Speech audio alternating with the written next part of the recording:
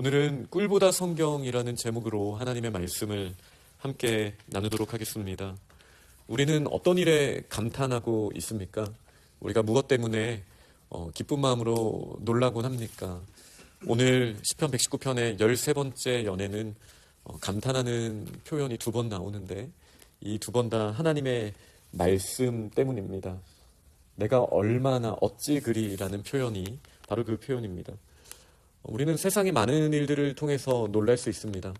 그러나 최근에 하나님의 말씀을 묵상하다가 감격하고 감탄한 기억이 언제인가요? 어떤 분들은 바로 가까이에 있으실 수도 있겠죠. 만약에 우리가 하나님의 말씀보다 세상의 다른 무언가 때문에 더 감탄하고 감격하고 있다라면 우리의 마음이 조금 굳어져 있을 가능성이 있습니다. 때로는 우리가 하나님의 한 번 부어주시는 놀라운 은혜를 사모하죠. 그러나 오늘 시편 기자처럼 우리가 날마다 작은 목소리로 하나님의 말씀을 읊조리고 묵상하면서 그 깊은 말씀이 나를 향하여 있고 그 하나님의 사랑의 깊이가 내 마음속 깊은 곳에서부터 나를 변화시키실 때, 이전에는 막연하였던 하나님의 나라의 능력이 이 말씀을 통해서 선명하여질 때 우리는 그 감탄하는 하나님의 역사를 더 깊이 경험하게 될 것입니다. 세상의 그 다른 무엇이 아닌 하나님의 말씀을 통하여 우리가 감탄할 수 있는, 어찌 그리 주의 율례가 사랑스러운지요, 어찌 그리 주님의 말씀이 단지요, 이렇게 고백할 수 있는 저희들의 모습이 될 수 있으면 좋겠습니다. 이 13번째 연은 M 사운드가 나는 맴으로 시작을 합니다. 히브리어로 감탄할 때는 마라는 단어로 시작합니다. 마, 얼마나 이게 놀라운가, 이렇게 저희가 고백할 수 있기를 원합니다. 13번째 연은 그리고 이제 대조합니다. 비교하는 거예요. 이 비교할 때도 동사를 이 민이라는 걸 쓰게 되는데요. 앞에 전치사를요. 전치사 민으로 무엇보다 더 낫습니다. 무엇보다 더 좋습니다. 이런 표현들이 이제 반복되게 됩니다. 그런데 그 이유가 중요하겠죠.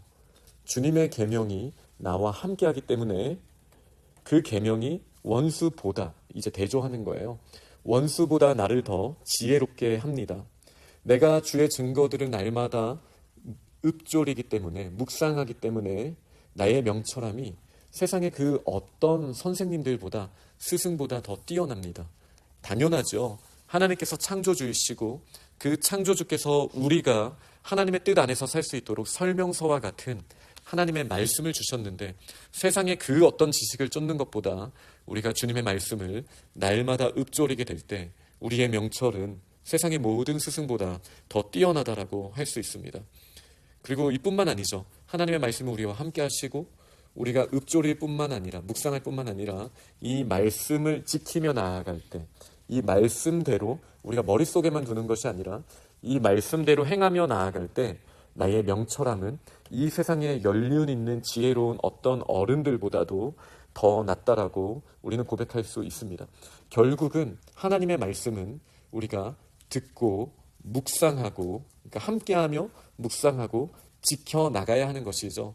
요한계시록 1장에 있는 표현대로 우리는 말씀을 듣고 지키며 행하는 그 자리에 나아가야 합니다. 그런데 어떻게 이 말씀을 지킬 수 있습니까? 우리의 발을 금하여야 합니다. 무엇에서부터요? 모든 악한 길로 가지 않기 위하여 우리의 발을 금하여야 됩니다. 우리가 무엇으로부터 금하다라고 표현을 하기 때문에 이 민이라는 단어가 여기서도 들어간 거예요. 마치 시편 1편을 떠올리게 하는 거죠. 우리가 죄인 오만한 자의 자리에 서지도 않고 그 길로 가지 않기 위하여 금하는 모습이 있어야 합니다. 하나님의 말씀을 묵상하고 하나님의 말씀을 지키려면 우리가 가지 말아야 할 길이 보이게 됩니다. 우리가 무엇을 더 적극적으로 행해야 하는 것도 있지만 하나님께서 원하시는 우리가 가지 말아야 할 길이 있습니다.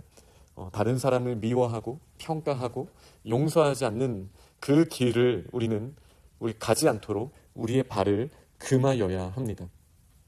주님께서 이렇게 말씀으로 우리를 채우시고 가르치셨기 때문에 우리가 무엇으로부터 떠나지 않을 수 있습니까? 지금 악한 길로부터는 우리가 떠났어요. 금했어요. 그러면 우리가 어디에 붙쫓아야겠습니까? 어디에서부터 떠나지 않아야겠습니까? 주님의 말씀과 동행하는 삶을 사는 거예요. 그래서 우리는 주의 규례들에서, 여기 또 민이 나오는 거죠. 주의 규례들에서 떠나지 아니하는 겁니다. 이렇게 하나님의 말씀과 묵상하며 함께하며 지키며 나아갈 때 이 말씀은 우리 안에서 어떻게 역사하게 됩니까? 주님의 말씀의 맛이 어찌 그리 단지요. 다시 감격을 하게 되는 겁니다. 내 입에 꿀보다 더 달다라는 고백을 저희가 하게 되는 거예요. 이 표현은 이제 14번째 연과 대비가 됩니다. 14번째 연, 이제 눈, N 사운드가 나는 이 14번째 연을 봤을 때에는 세상에 고통이 너무나 많은 거예요. 우리를 힘들게 하고 우리를 쓰러지게 할 만한 일들이 너무나 많이 일어납니다. 그러니 우리는 환경을 봤을 때 쉬좌절하고 낙담하게 되지만, 하지만 하나님의 말씀을 우리가 함께하게 될 때 우리에게 달콤함을 주고 우리의 인생에 회복을 주고 우리에게 기쁨을 주시는 것은 환경이 아니라 하나님의 말씀으로 말미암기 때문에 우리가 이 땅에서 아무리 어려운 일이 있다 할지라도 하나님이 주시는 평강과 기쁨을 누리게 될 줄 믿으시기 바랍니다. 이렇게 하나님의 법도를 사랑하게 되면 우리는 거짓 행위를 미워하게 되고 오직 진리이신 하나님의 말씀을 붙들게 된다는 것이 이 13년의 마지막 마무리라고 할 수 있겠습니다. 그리고 시편 119편에서 어찌 보면 가장 유명하다라고 할 수 있는 105절 말씀으로 시편 14번째 119편의 14번째 연이 이 N 사운드, 눈이 시작이 되게 됩니다. 주의 말씀이 내 발에 등불입니다. 내 길에 빛이십니다. 여기 등불이라고 하는 네르가 이 눈 단어로 N 사운드로 시작하게 됩니다. 우리가 어두운 길을 가는 것과 같습니다.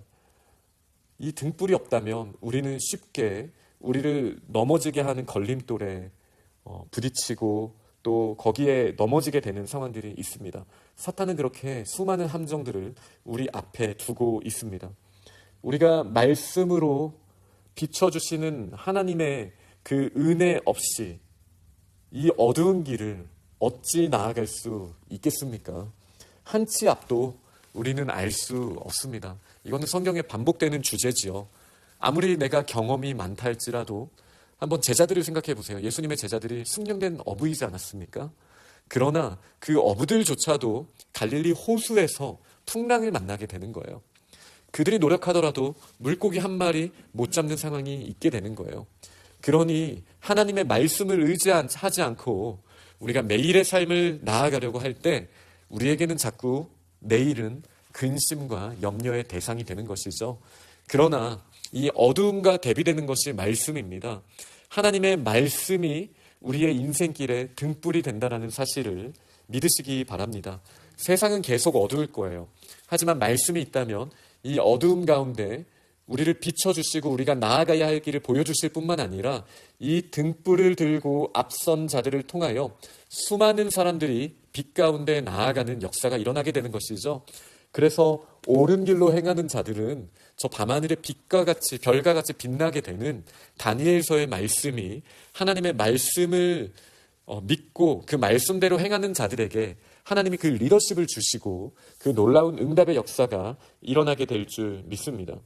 이 어두운 길에서 우리는 우리의 마음을 두려움 가운데 둘 것이 아니라 우리의 마음을 결단하고 확신해야 합니다. 그래서 우리는 주의 의로운 규례들을 지키기로 맹세하고 굳게 정하였습니다. 이 표현을 하고 있어요. 이 맹세하였다라는 표현이에요. 눈으로 시작하는 표현이요. 그러니 우리는 우리의 마음에 확고하게 결단을 해야 됩니다. 하나님의 말씀만이 소망입니다. 제가 주님의 말씀에 순종하겠습니다. 이 결단이 반드시 있어야 됩니다. 그렇지 않으면 우리는 어두움 가운데 흔들리게 됩니다. 이 고난이 매우 심합니다. 여호와여 주의 말씀대로 나를 살아나게 하소서.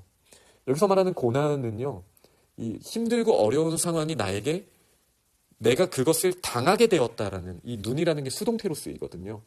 그러니 고난이 나한테 질병처럼 나를 짓누르고 있는 거예요. 내가 당하고 있는 거예요. 어찌 보면 내가 할 수 있는 게 고난에 대해서는 없는 것 같아 보여요. 그러나 할 수 있는 것이 무엇입니까? 주님의 말씀대로 나를 소성케 하소서. 주님의 말씀으로 나에게 회복을 허락하여 주옵소서. 우리는 환경을 주도적으로 바꿀 수는 없지만 하나님의 말씀은 우리가 마음으로 확고하게 선택할 수 있고요.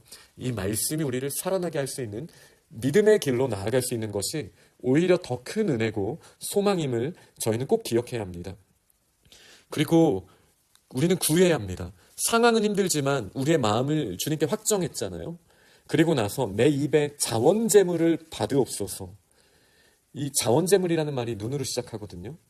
우리의 입술은 환경에 따라 나오는 결과값이 되어서 안 됩니다. 힘들면 불평만 하고 원망만 하는 우리의 입술이 아니라 내 마음이 하나님의 말씀대로 확정하였으니 내가 하나님의 뜻을 구하며 나아가겠습니다 라는 입술의 열매를 우리는 하나님께 드려야 합니다. 나의 생명, 나의 영혼이 항상 위기를 맞지만 나는 주의 법을 잊지 않겠습니다. 나의 생명이라는 이 네페시라는 게 영혼 혹은 마음, 생명이라는 의미거든요.